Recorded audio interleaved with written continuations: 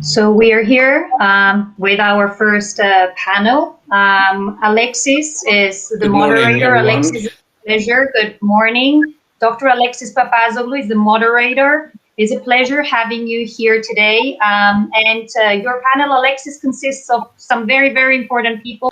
Good morning. My name is Alexis Papazoglou, and it's a pleasure to moderate this panel today on the question of whether the principles of ancient Greek philosophy can serve as a guide to answering our concerns for the post-COVID era. We have 4 distinguished guests on our panel. Professor Voula Tsouna, who is Professor of Philosophy at the Department of Philosophy at the University of California at Santa Barbara and Chair of the Department.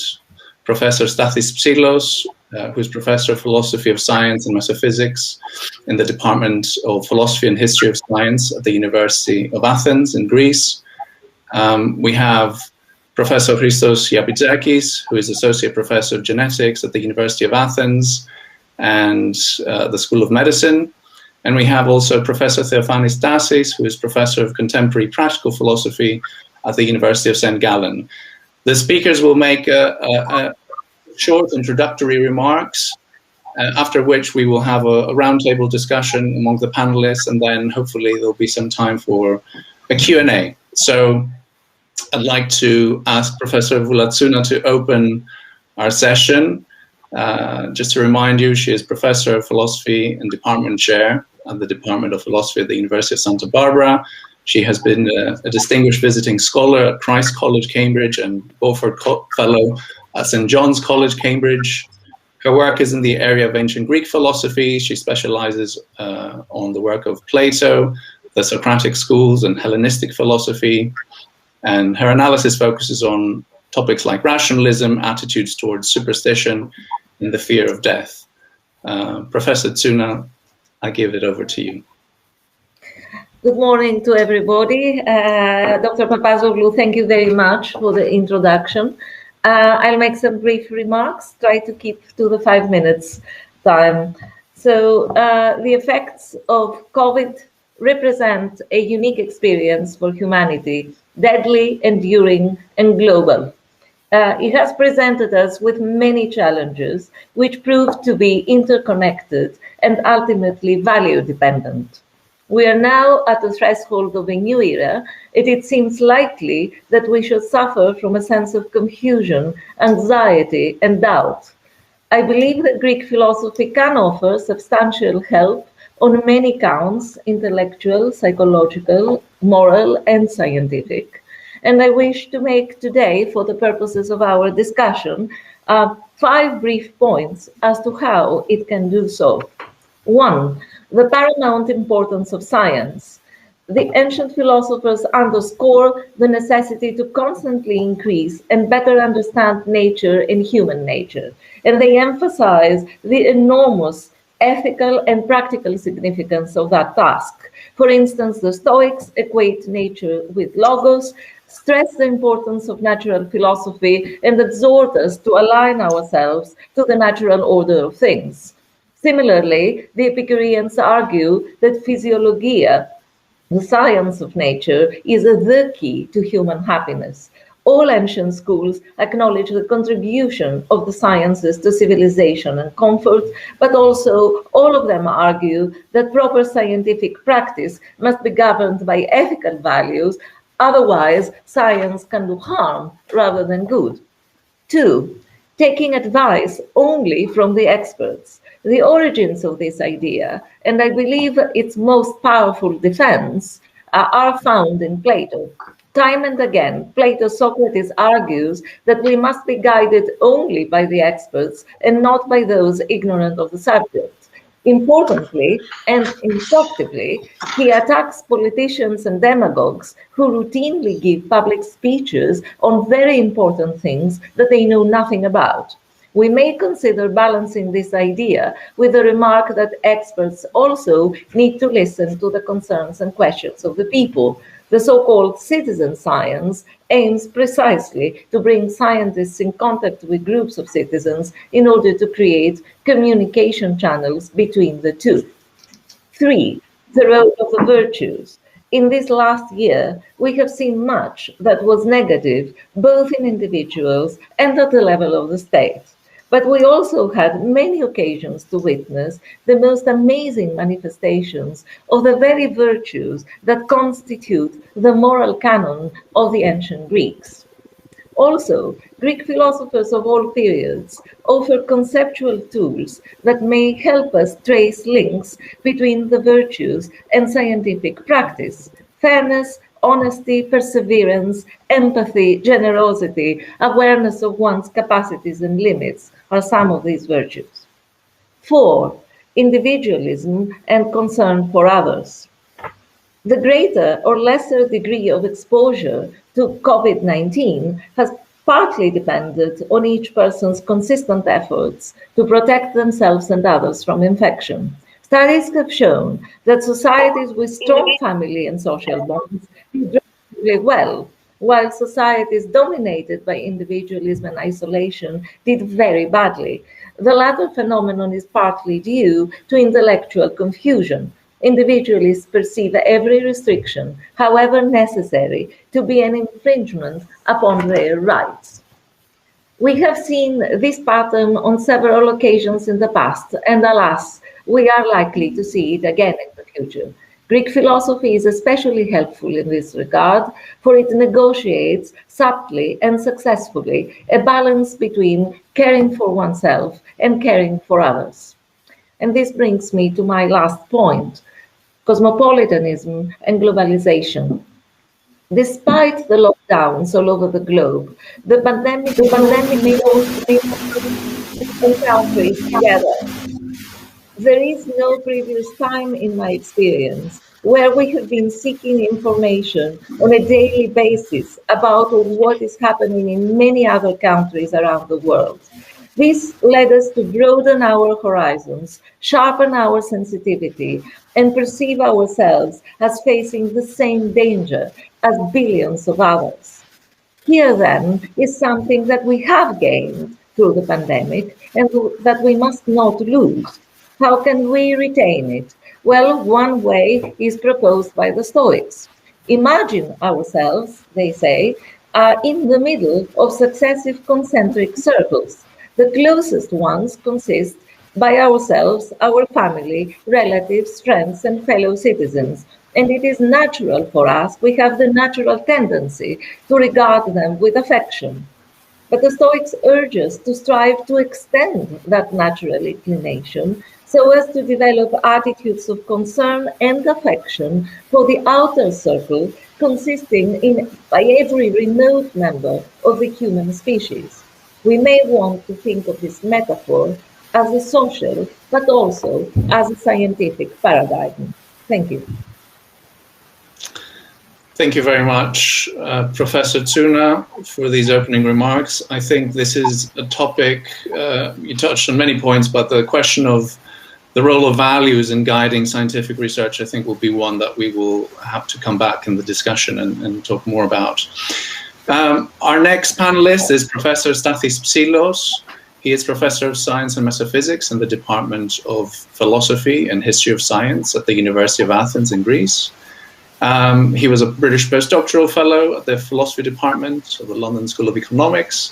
And in 2008, he was elected member of l'Académie Internationale de Philosophie de Sciences. Professor Psillos will have his introductory remarks read by Dr.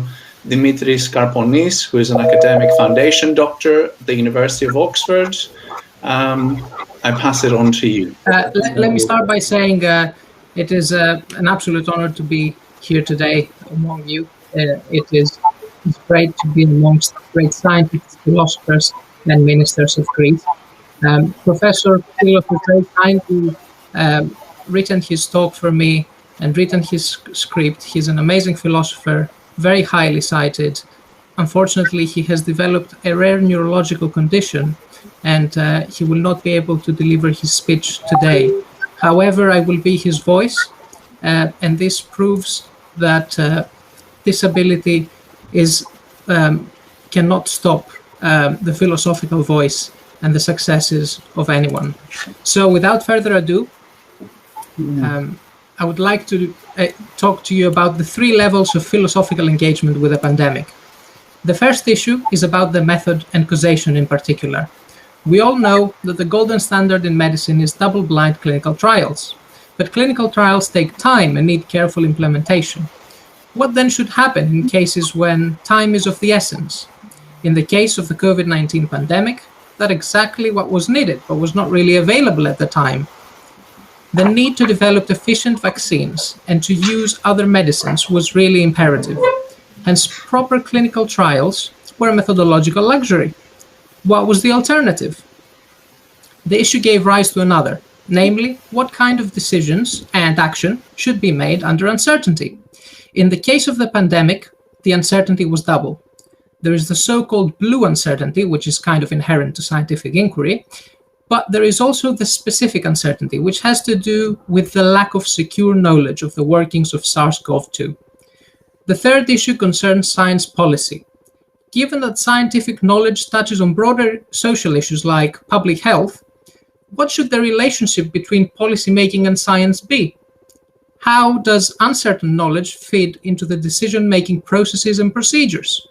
More importantly, how is the issue of scientific disagreement dealt with, and what consensus-building mechanisms should be set up?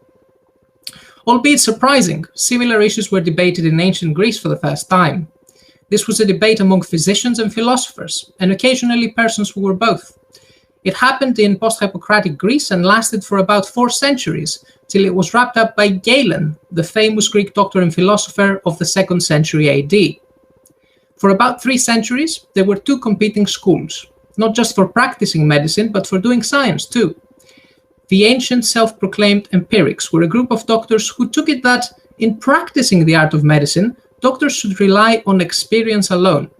The founder of that sect was Philonous of Kos, around 260 BC. The main proponents were Menodotus, Theodas, and Heraclides. Empiricism was developed as a reaction to the proliferation of theories in medical practice.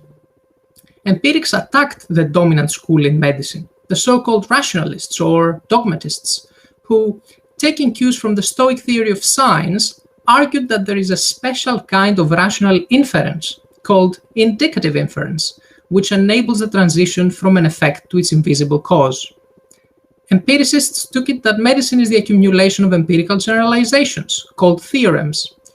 This accumulation is based on autopsy, that is, on one's own observations, and history, or reports on other practitioners' observations. But there was a rather sticky problem: experiences of the past. How then can there be theoretical novelty in medicine? How can new diseases be treated? The prevailing thought was that this was achieved by transition to the similar, to ομοίου μετάβαση. This was taken to be a way of invention, a heuristic. It was based on the idea that when a drug has worked for a case of A in the past, it will also work for a new case of B, which is similar to A. Yet there was some active debate about the status of indicative inference, whose justification is far from obvious. The empiric doctors joined forces with the skeptic philosophers in order to curtail the rashness of reason. A skeptic philosopher and empiric doctor, Sextus Empiricus, put it: evident things are known by themselves, that is, non-inferentially. But non-evident things are known by means of signs. And there are 2 kinds of signs: recollective or commemorative signs and indicative signs. So correspondingly, 2 kinds of interference. The standard ancient example of a recollective sign is smoke, as is the case of if there is smoke, there is fire. The standard example of an indicative sign was the case of sweating, entailing its non-evident source, that is, the pores in the skin. The issue of the distinction between these 2 kinds of inferences was centrally disputed among the ancient physicians and philosophers. The empiricists employed special technical terminology to map this distinction. They called indicative sign inference analogism and commemorative sign inference epilogism. And the key argument of empiricists in favor of epilogism was that this kind of inference involved in it, being directed towards visible things, it is an inference common and universally used by the whole mankind. This kind of debate came to a halt when Gallen provided a synthesis of the views of the 2 sects, via media, by claiming that empiricism should be open to theory but theory should be open to empirical testing. Reporting his own views, Gallen suggested the need for a reasoned account to be added to what is known from experience. This reasoned account, a theory, should be tested in experience.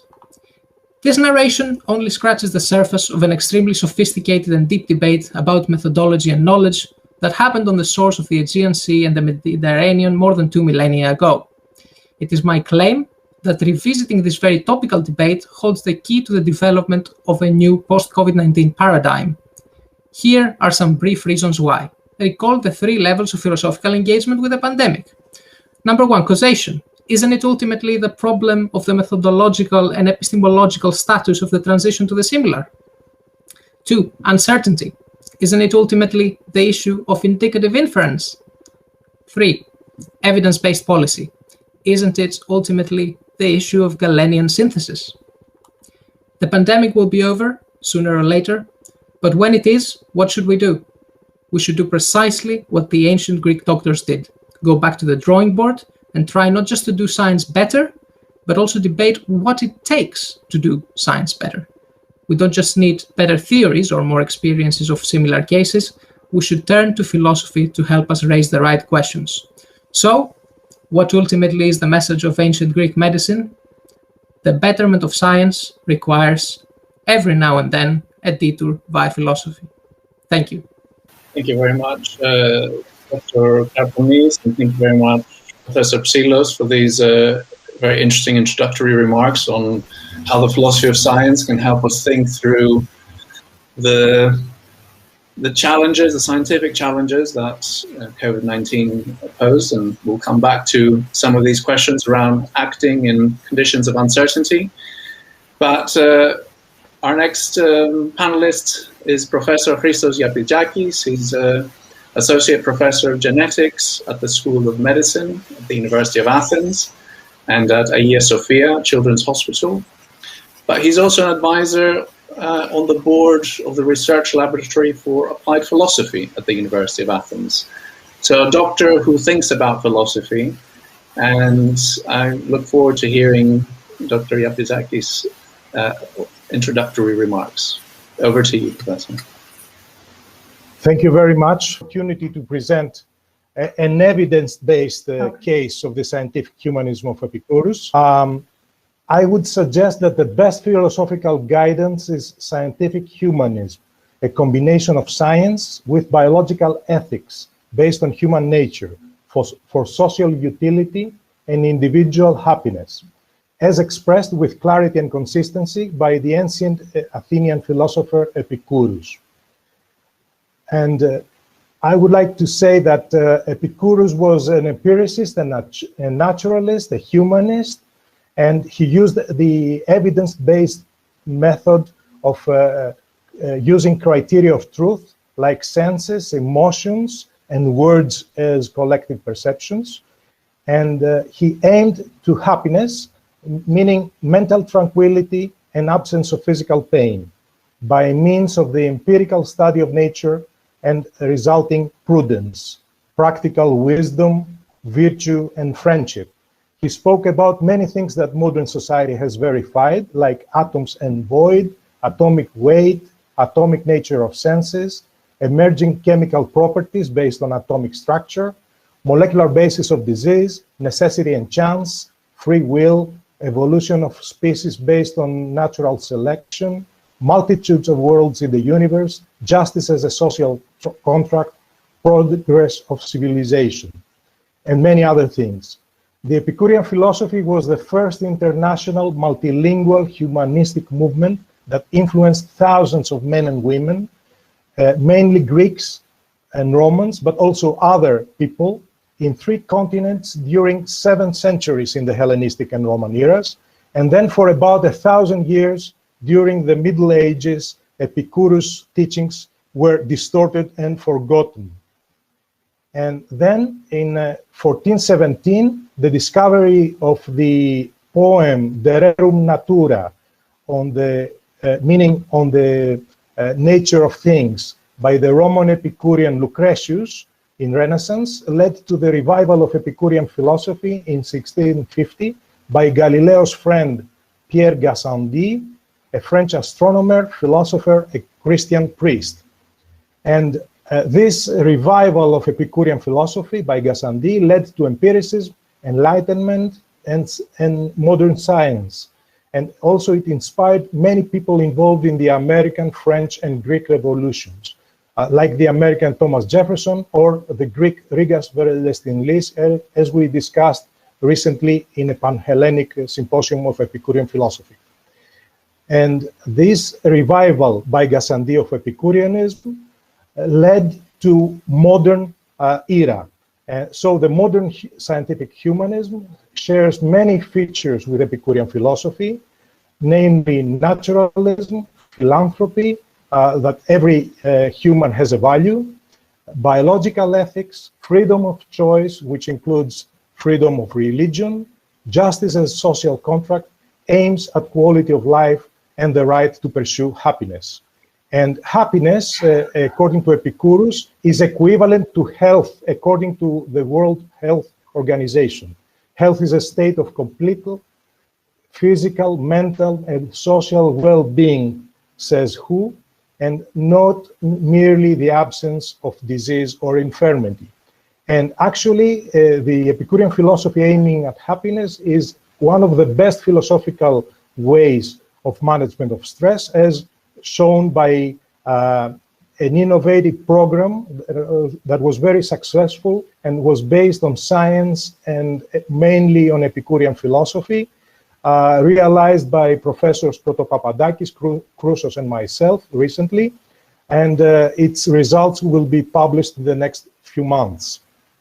So, in conclusion, among ancient Greek philosophies, I would say that the Epicurean philosophy is the most compatible with science and naturalism, with humanism, with social contract and human rights, animal rights and environmental issues. It is the most compatible with cognitive psychotherapy. It has proven its worth during Renaissance, Enlightenment, and early modern era. It is both Greek and universal. It promotes utility and happiness of all people. Therefore, in the post-COVID era, I would suggest that evidence suggests that the best guidance is scientific humanism based on Epicurus philosophy. And I've written a book about this that was published a few months ago. Thank you very much for your attention. And I'm interested to go on to discussion. Thank you very much, Professor Yapijakis, for your introductory remarks. I'd like to introduce our final speaker from our panel, Professor Theofanis Tasis, who is a visiting professor at the University of St. Gallen and the University of Athens. His areas of specialization include political and moral philosophy, new media philosophy, phenomenology, existentialism, critical theory, neo-pragmatism. Professor Tasis has a very broad interests and is going to talk to us today a little bit about thinking on the transhumanistic side of what the COVID pandemic has taught us. Professor Tasis, over to you. Thank you very much. So I'm going to talk on the concept of ancient Greek philosophy, which importance for us today I think is significant. So the concept I'm going to talk about is the concept of epimelia eαυτού, the care of the self.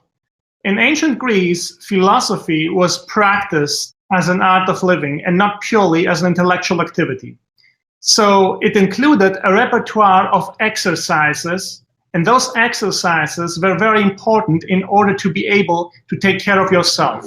Those exercises were physical exercises, spiritual exercises, and also intellectual exercises. Being able to master those exercises meant being able to care of oneself. And the care of the self was a condition of self-government. So the people who managed to govern themselves were also able to participate at the public exercise of power. So the care of the self had at the same time a crucial importance for democracy in ancient Greece. It is not difficult to see how this concept of the care of the self is important right now in the pandemic, because it helps us to cope with it, and at the same time, it comforts us. But also, it is very important because it strengthens us as democratic citizens. Although the care of the self is a very important concept during the pandemic, I believe that it will be a more important concept after the pandemic, because during the pandemic, the digitalization of all our institutions and activities has accelerated. And since it has accelerated, we have the tendency to assign to algorithms most of our activities. The care of the self in this context could include our digital self as well. So the new project would be right now to take care not only of our embodied self, but also of our digital self. Although I believe that human enhancement is not something we should dismiss at first hand, I'm very skeptical towards radical enhancement. And in order to reflect on the issue of human enhancement, I think we should take into consideration a second notion from ancient Greek philosophy, and the second notion is the notion of phronesis. And phronesis here means an intellectual ability, but at the same time also the use of intuition and imagination in order to define the metron, the right amount in action. So phronesis is a condition of self-limitation. And self-limitation is something very important in regard to human enhancement and also in our quest for strong artificial intelligence.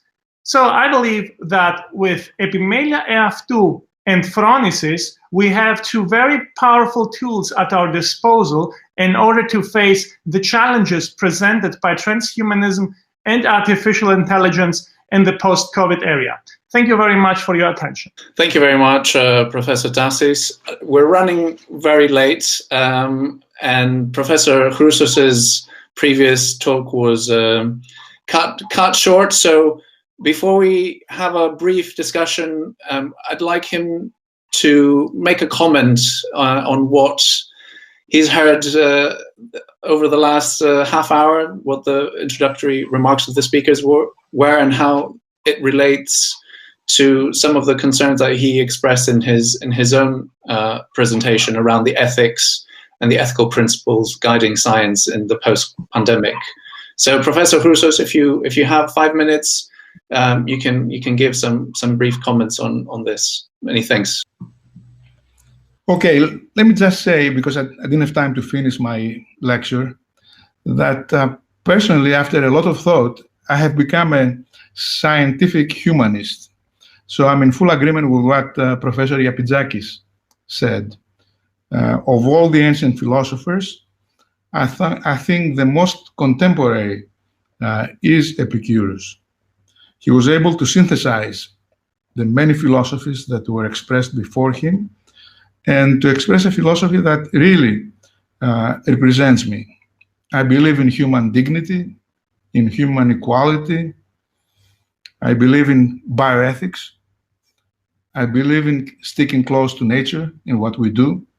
And when I go back and examine the core ancient virtues expressed by Plutarch, I see clearly that there are more than 4 than he expressed, more than courage and phronesis and so forth. I think the ancient Greeks were humanists. The Hippocratic school were all humanists. And I think they had the power to transcend themselves. So transcendence was also present in the ancient world. Perhaps it was not, it was very limited to a small elite of people. It's a bad word to use. But they knew what was going on somehow. They had felt it. They had thought about it. And what they thought, all of them, Aristotle especially and Epicurus, were the way we should think today. I believe that everything that we discussed today has been already discussed and talked about in ancient Greece. Thank you. Thank you. Thank you, Professor Chrousos. We strictly have 5 minutes for a discussion, which clearly is not going to be enough time. So unless someone has a very short comment that they can make in an intervention for 1 minute or 2 minutes, please let me know. Otherwise, I think, because the juice of all this discussion was going to be our conversation and the roundtable discussion, we're going to have to do it again in a different setting, perhaps, so that we can all engage with each other's remarks, because I think there is both a lot of overlap in what people are saying. We're talking about how science is not a value-neutral activity, and it shouldn't be a value-neutral activity. It should be guided by ethical principles, ethical values. There are lots of questions about what that means exactly. Does that mean it is guided by values during the research itself? Does it mean it's guided by values when we come to apply the knowledge that we have? Does it mean the values come in when we talk about policy making and how it affects our politics? A lot of questions about uncertainty. I really enjoyed some of Professor Psillos' remarks about thinking scientifically under conditions of uncertainty. And of course, the pandemic has showed us that we often are faced with this condition, these challenges where we have to do something without knowing everything. So questions around how does science proceed in those cases when there's not enough time to do peer review and double-blind studies? What are the standards of science at that point? But also, what are the ethical principles that should guide us in times of uncertainty? If we don't know everything, how do we act? How do we proceed? And also, a lot of very interesting, uses of ancient Greek theoretical principles, the principle of the measured principles that Theofanis Tasis referenced, a lot of interesting things from Stoic philosophy around how to think about nature, cosmopolitanism, which Voula Tsouna mentioned in her talk. I think this pandemic has showed us that we cannot only be concerned with what happens in our small community or our country or our union of countries in the European Union. What happens in China can end up affecting all of us throughout the world. So we need to have a cosmopolitanism that goes beyond our borders. I really wish we had the time to go into all of these very interesting questions and engage a little bit more with all the remarks that all of you made. I will make sure that we do that in a different venue at a different time, so that these thoughts don't go to waste, because I think there's a lot there. So we were also going to have questions from the audience. Obviously, there's no time for that as well. We have to kind of stick to the schedule because this is also broadcasted live. So I would like to thank all of you very much for your brief interventions, for thinking about this question. And I very much hope that we can go forward in a future time and have this discussion amongst us, because I think there's going to be a lot of fruitful, both overlap as well as disagreement on certain points. Thank you very much. Thank you, Alex. Thank you very much.